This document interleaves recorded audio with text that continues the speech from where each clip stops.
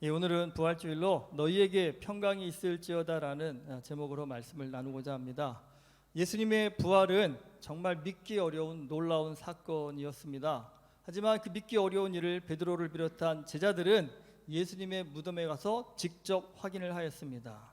예수님께서 죽음조차 이기시고 부활하셨다라는 이 사실 하나만으로도 제자들에게는 사실 굉장히 큰 위로와 힘이 될 것이 분명합니다.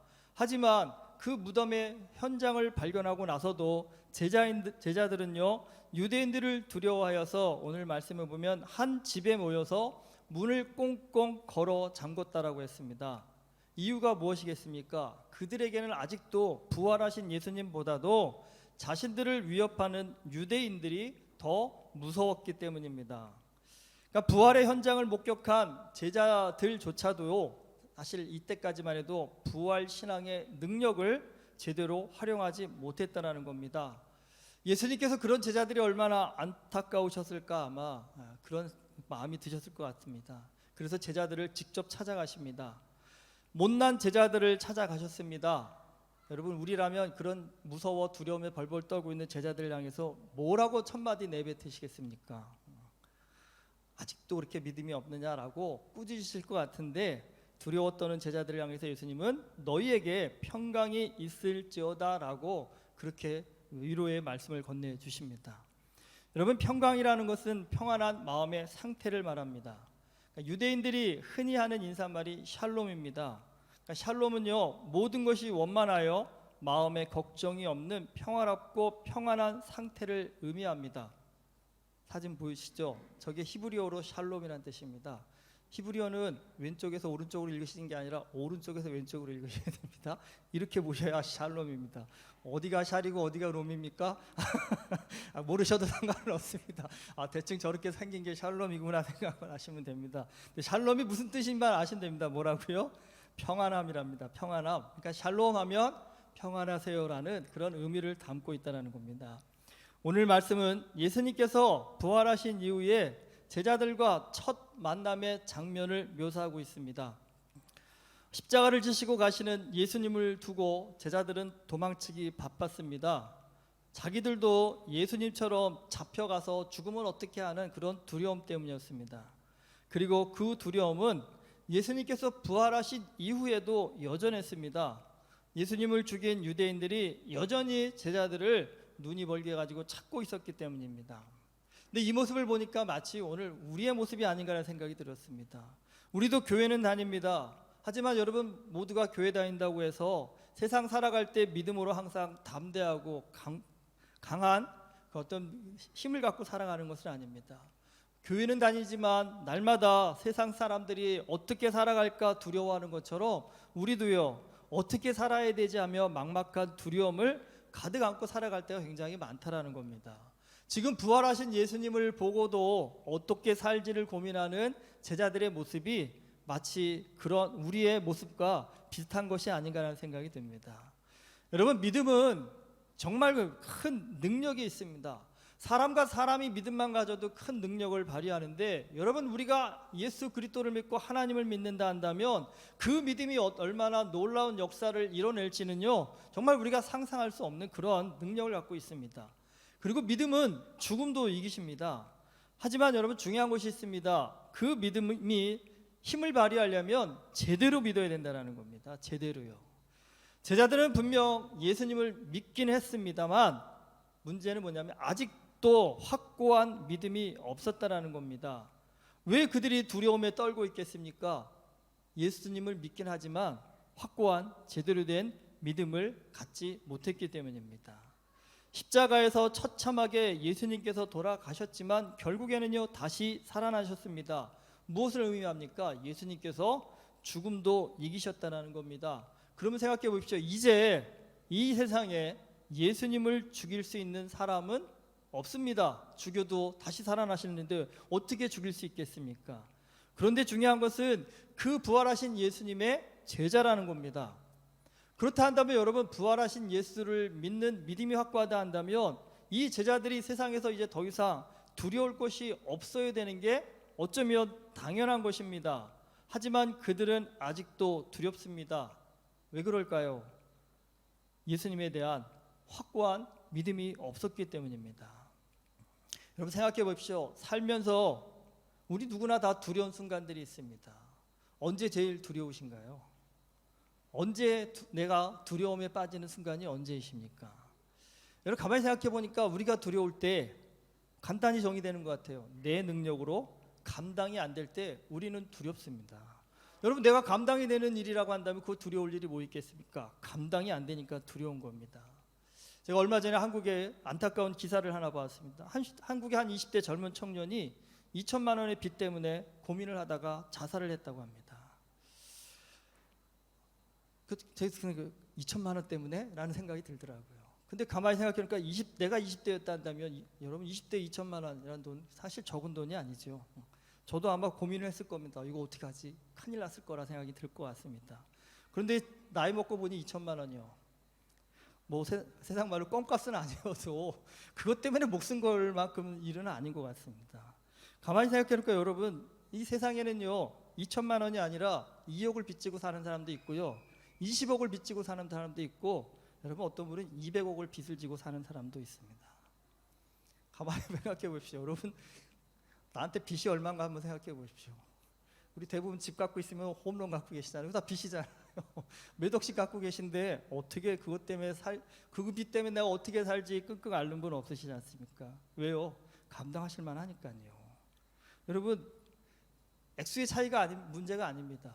200억을 갖고도 두 다리 쭉 뻗고 편안하게 사는 사람이 있습니다. 왜요? 200억을 감당할 만하기 때문입니다. 하지만 어떤 사람은 2천만 원 때문에도 인생 못 살겠다고 죽습니다. 가만히 생각해 보니까 여러분 두려움이라는 그것은 그 두려움의 크기의 문제가 아닙니다. 두려움이 크고 두려움이 작다라는 일이 커서 두렵고 일이 작아서 두려운 것이 아니라 핵심은 두려움은 감당할 만한 마음의 크기에 따라서 결정된다는 겁니다. 우리의 마음이 크면요 어떤 큰 두려움이 와도 우리는 그거 두렵지 않습니다. 감당할 수 있기 때문입니다. 하지만 마음이 작으면요 아주 작은 두려움에도 쓰러진다는 사실입니다. 제자들이 지금 두려워하는 이유는 상황이 너무너무 어려워서가 아니라는 겁니다. 그들의 내면에 믿음이 없기 때문에 두렵다는 겁니다. 그래서 예수님께서 그들이 불쌍해서 뭐라고 평강을 기원해 주시는 겁니다. 그런데 예수님이 말씀하시는 이 평강은 우리 흔히 괜찮아 다 잘 될 거야 라는 이런 식의 단순한 위로가 아니라는 겁니다. 예수님은 제자들에게 평강이 있을지어다 하신 후에 숨을 내쉬면 뭐라고 합니까? 성령을 받으라라고 얘기하십니다. 근데 말씀을 왜 숨을 내셨을까? 이게 한숨이셨을까? 이 생각이 좀 들더라고요. 한숨은 아니시고 아마 안타까움의 마음이 아니셨을까 생각이 듭니다. 여러분 성령이 무엇입니까? 성령은요 우리 내면에 있는 하나님의 마음입니다. 우리는 흔히 복잡한 외부의 상황들이 정리되고 나면 내 마음이 평강해질 거라는 생각을 갖기 쉽습니다. 하지만 예수님은 지금 외부가 아닌 평강은 우리의 내면에서 온다고 말씀하십니다. 내 내면에 성령의 역사가 함께 하시면 상황에 영향받지 않는 참된 평안이 우리 안에서 솟아나게 된다는 겁니다. 결국 그 우리 내면의 평안은 무엇에서요? 믿음에서 온다는 것입니다. 부활하신 예수님께서 제자들에게 주신 첫 번째 메시지는요 믿음을 가지라는 겁니다. 상황을 보고 두려워 말고 상황보다 크신 예수님을 믿으라는 것입니다. 그 믿음을 갖게 되면 모든 상황에 상관없이 내 안이 평안해지는 하나님의 은혜를 입게 된다는 겁니다. 우리 지난 한 주간 고난주간 특별 새벽기도회 가졌습니다. 이번에는 특별히 나에게 고난이라는 주제로 우리 네 분이 간증을 나눠주셨습니다. 간증을 너무 잘하시다 보니까 제가 설교를 못하겠다라고 해서 설교할 필요가 있나라는 생각까지 들더라고요. 개인적으로 참 은혜가 되는 시간이었습니다.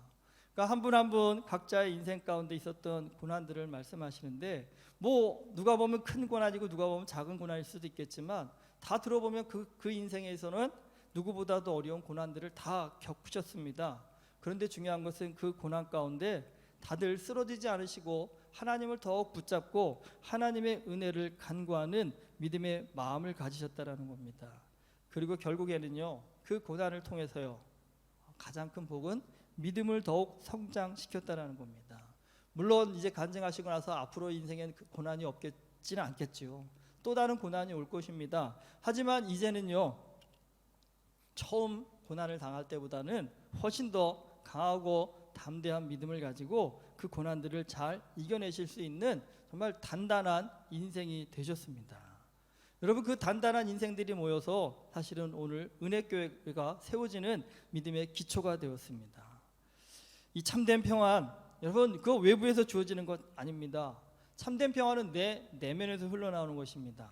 하나님은 외부의 고난을 통해서 믿는 자들의 내면을요 더 거룩하고 아름답게 만드십니다. 그렇기 때문에 두렵고 힘든 일이 많을수록 우리는 그 두렵고 힘든 일에 매몰되는 것이 아니라 우리 마음 안에 믿음을 더 키우기 위해서 더욱더 주님을 의지하고 주님 앞에 엎드리고 성령의 도우심을 구해야 합니다. 고난을 통해서 여러분 내면이 강해질 때 우리는 비로소 예수님께서 주시는 참된 평강과 평안을 누릴 수 있습니다. 여러분, 지금 세상 사는 일이 복잡하고 머리 힘들다 하신다면 여러분, 그 복잡하고 힘든 일에 매몰되지 마시고 내 안에 예수 그리스도께서 주신 그 참된 평강과 평안을 누릴 수 있게 해서 성령과 더욱더 친밀하게 교제하실 수 있는 그런 은혜가 우리 모두에게 임재할 수 있기를 주님의 이름으로 축복합니다. 부활하신 예수님을 만난 후 제자들이 큰 위로와 힘을 얻습니다. 하지만 그 자리에 마침 도마가 없었습니다. 그 도마가 다른 제자들이 우리가 예수님을 만났다라고 얘기를 하니까 믿지를 못합니다. 내가 직접 예수님 손의 못자국을 보며 내 손가락을 그 못자국에 넣으며 내 손을 그 옆구리에 넣어 보지 않고는 믿지 아니하겠노라라고 그렇게 얘기를 합니다. 못 믿겠어 하라고 얘기하면 됐지 뭐 이렇게 디테일하게 구체적으로 못 믿겠다라는 얘기를 그렇게 할까라는 생각도 듭니다. 여러분, 꼭 말을 해도 이렇게 얄밉게 하는 사람들이 있습니다. 그렇죠? 근데 여러분, 우리는 도마랑 별 상관없으니까 도마가 얄밉거나 말거나 상관없습니다. 근데 예수님의 입장에서 한번 생각해 보십시오. 3년을 저 녀석도 제자라고 데리고 다니시면서 애쓰시고 힘쓰셨습니다. 그런데 예수님 부활하셨어, 우리가 예수님 만났어 그러면 진짜야? 뭐 이 정도 반응만 하면 됐지, 야 그걸 어떻게 믿어라면서 이렇게까지 직접적으로 예수님의 못자국을 보지 않고는 내가 못 믿겠다라고 말하는 것, 예수님이라도 좀 화가 나실 만하지 않을까 하는 생각이 듭니다. 정말 웬만한 인내와 포용력이 아니면 사실 이런 사람 품기 힘듭니다. 하지만 예수님은 다시 도마에게 나타나셔서요, 와서 만져보라고 얘기하십니다. 예수님의 마음의 크기가 느껴졌습니다. 사실은요. 일단 너 저 같은 거 그럴까? 일단 너 한 번 맞고 시작하자라고. 3년을 뭘 배웠니 너는 자식아? 믿음이라는 게 그런 거지 라면서 한 대 맞고 시작하자 할 만도 한데 예수님께서 와서 만져보라고 얘기하십니다. 어떤 마음이셨을까? 가만히 생각해 보니까요. 여러분, 한번 주변 사람들한테 당신은 예수님을 어떻게 만나셨습니까? 라고 한번 물어보십시오. 저도 목회를 하면서 많은 분들한테 이미 어떻게 예수님을 만난지를 설명을 하시는데 여러분, 생각보다 예수님을 만나는 방법이 똑같지 않습니다. 어떤 분은 내가 기도 가운데 환상을 보고 예수님을 만났다라고 하시는 분이 있습니다. 또 어떤 분들은 병 고침을 받고 내가 예수님을 만났다라고 하시고, 어떤 분들은 안수 받을 때 뜨거운 성령의 역사가 일어나서 예수님을 만났다라고 하시고, 어떤 분은 또 말씀을 통해서 내가 정말 깨달음을 갖게 되었을 때 그때 예수님을 만났다라고 그렇게 얘기를 하십니다. 그러니까 정말 다양합니다. 정답이 하나가 아닙니다. 예수님을 만나는 방법이요. 정말 열이면 열, 백이면 백, 천이면 천, 수많은 사람들에게 다양하게 한 방법으로 예수님을 만나십니다. 가만히 생각해 보니까 이것이 예수님이 여러 사람이어서가 아니라 예수님의 품이요, 우리가 상상하는 것보다 크다라는 겁니다. 예수님께서는 너는 꼭 이 방법으로 나를 만나야 된다가 아니라 내가 원하는 방법대로 내가 만나줄게. 이게 어떻게 보면 예수님의 마음이라는 겁니다. 우리는 보통 어떻습니까? 내가 나한테 맞춰, 이것이 보통 세상 살아갈 때 우리의 마음이지 않습니까? 그런데 예수님은요, 내가 너한테 맞춰줄게 라고 그렇게 말씀하신다는 겁니다. 그러니까 여러분, 신앙생활하면서 이런 고민들은 정말 착하신 분들이 이런 고민들을 많이 하시더라고요. 나 같은 사람도 예수님이 받아주실까요? 여러분, 그 생각 버리십시오. 그거 착한가 아니라 미련하신 겁니다. 나 같은 사람 예수님이 받아주실까요? 받아주십니다. 하지만 여러분 하나는 포기하셔야 됩니다. 내 방식대로 예수님 만나겠습니다라고 고집하시면 안 됩니다. 도마의 문제가 뭡니까? 보아야 믿겠다라고 얘기합니다. 우리에게 보는 것만큼 정확한 게 어디 있겠습니까? 하지만 여러분 우리의 눈이 정말 정확한 것만 볼 수 있을까요? 화면을 한번 봐주십시오. 직사각형이 3개 등장하죠. 여러분 저 직사각형의 크기가 똑같을까요? 다를까요?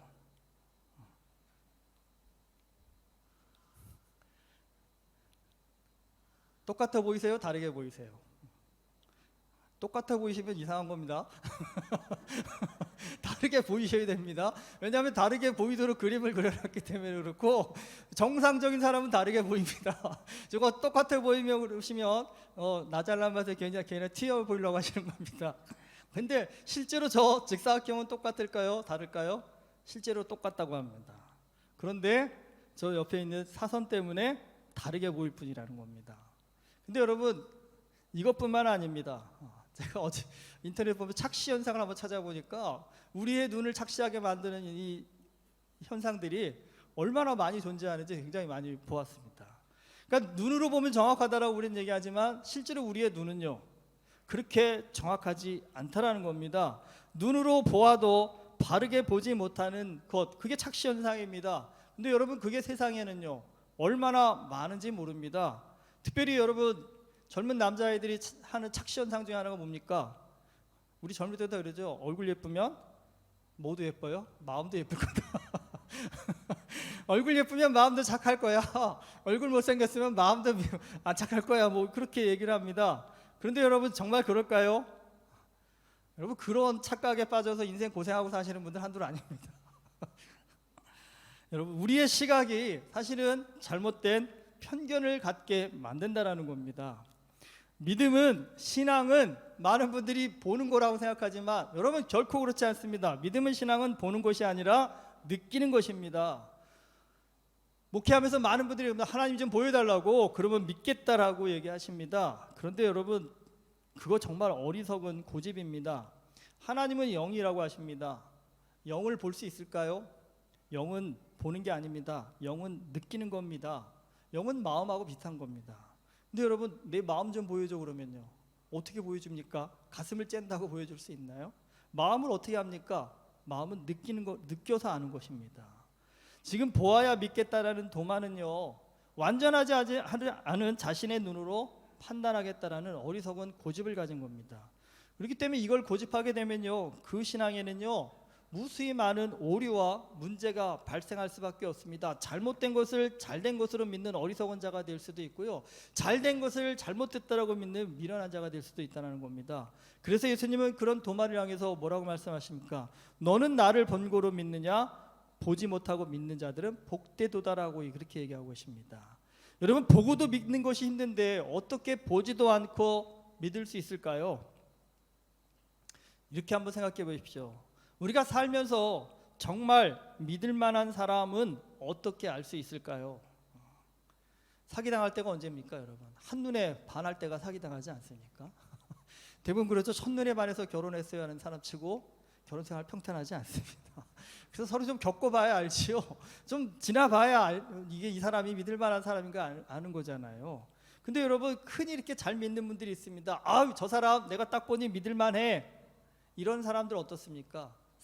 사기당하기 딱 좋은 사람들인 겁니다. 믿음은 아이러니하게도 의심에서 시작됩니다. 여러분 처음부터 믿는다라는 거 그거 어려운 겁니다. 하지만 믿음은 언제 생길까요? 의심을 가지고 저 사람이 정말 믿을 만한 사람인가 1년, 5년, 10년을 지켜볼 때에 여러분 그 시간 동안 꾸준하게 신뢰감을 가질 수 있는 사람이라고 할 때 여러분 그 사람을 믿으면 그 믿음은 탈이 나지 않습니다. 하지만 처음부터 덮어놓고 덥석 믿을만해 라고 따라간다면 탈락이 쉬운 것이라는 겁니다. 결국 여러분 믿음은 무엇입니까? 보아서 아는 것이 아니라 믿음은 관계를 통해서 아는 것입니다. 그러니까 예수님을 처음부터 저도 믿으라고 강요하지 않겠습니다. 적어도 근데 여러분 예수님이 믿을 만한 사람인지 아닌지 의심이 가신다 한다면 어떻게 하셔야 돼요? 예수님과 꾸준한 관계를 가지셔야 된다는 겁니다. 여러분, 그 관계를 갖는 곳이 교회입니다. 그렇기 때문에 우리의 신앙생활에서 교회가 중요한 것입니다. 여러분, 교회에 와서 함께 신앙생활을 하면서 정말 예수 그리스도께서 성경이 말씀하신 대로 그렇게 전지전능한 하나님의 아들이신지, 그분이 정말 우리 인생의 모든 문제를 해결할 만한 그런 능력자이신지, 그분이 정말 우리를 떠나지도 버리지도 배신하지도 않으시는 그런 사랑의 능력자이신지, 여러분, 그것을 우리는 이 신앙생활의 관계 안에서 알게 되고 깨닫게 된다는 겁니다. 여러분, 그 관계 속에서 확신을 갖게 되면 그때 어떻습니까? 우리는 비로소 믿음으로 변화된 인생을 살 수 있게 됩니다. 부활하신 예수님을 믿을 수 있다면 여러분, 그 믿음으로 우리의 삶은 분명히 바뀝니다. 죽음보다 두려운 일이 어디 있겠습니까? 죽음보다 절망적인 일이 더 이 세상에 어디 있겠습니까? 그런데 예수 그리스도를 믿는 자에게는 그 죽음의 절망과 두려움을 해결할 수 있는 능력이 예수님으로부터 주어진다는 사실입니다. 그렇다면 여러분, 인생 살아가면서 그 예수를 믿으면서 두렵다라는 건 그건 문제가 있는 것이겠죠. 그 믿음에 오류가 있다는 뜻이겠죠. 분명한 것은 예수님은 그 놀라운 믿음을 우리에게 주기를 원하십니다. 그래서 예수님은 끊임없이 우리와 친밀한 교제 갖기를 원하십니다. 그 교제를 어떻게 해야 됩니까? 그게 좀 힘듭니다. 말씀 보셔야 되고, 기도하셔야 되고, 섬기셔야 되고, 또 예배 드리셔야 되고, 여러 가지 일들을 통해 신앙생활을 통해서 예수님과 교제하게 된다는 사실입니다. 여러분, 이 교제의 힘듦을 저는 누구보다도 저도 잘 아는 사람입니다. 어릴 때부터 모태신앙으로 어머니 따라 교회 어릴 때부터 다녔지만 신앙생활하는 게 이렇게 쉽지가 않습니다. 여러분, 말씀이 귀에 들려온다라는 게 내 능력으로 잘 되지 않습니다. 여러분, 설교 들을 때 이게 속속 귀에 다 들어오십니까? 저도 그 속속 들어오기까지 몇십 년 걸렸습니다. 정말 제가 지금까지 들어온 설교의 어떤 분량만 한다 그래도 정말 엄청나게 많을 겁니다.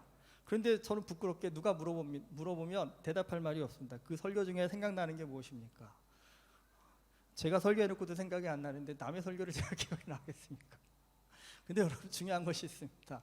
아무것도 생각 안 나는 것 같지만 그 오랜 시간 동안 그래도 교회를 떠나지 않고 예수 그리스도 앞에 예배드리는 그 자리를 떠나지 않고 지켰더니요, 어느 순간 조금씩 예수 그리스도를 향한 믿음의 능력을 주님께서 정말 키워주셨다는 사실입니다. 여러분, 그 믿음이 커갈수록 제 마음 가운데는 세상 가운데 어떻게 살아가야지라는 두려움보다는요, 주를 위해 뭐하며 살아갈까라는 좀 생각이 바뀌었다고 할까요? 관점이 바뀌었다고 할까요? 여러분, 그러다 보니까 분명히 자신 있게 말씀드린 건 예전에 나를 믿고 나를 의지하며 살 때보다 예수님과 동행하며 사는 삶이 훨씬 더 평안하고 기쁘고 감사하다는 사실입니다. 여러분, 이 부활주일에 다시 한번 예수님과의 친밀한 교제를 좀 더 돈독하게 하기 위해서 우리의 신앙생활을 점검해 보실 수 있는 귀한 계기가 되셨으면 좋겠습니다.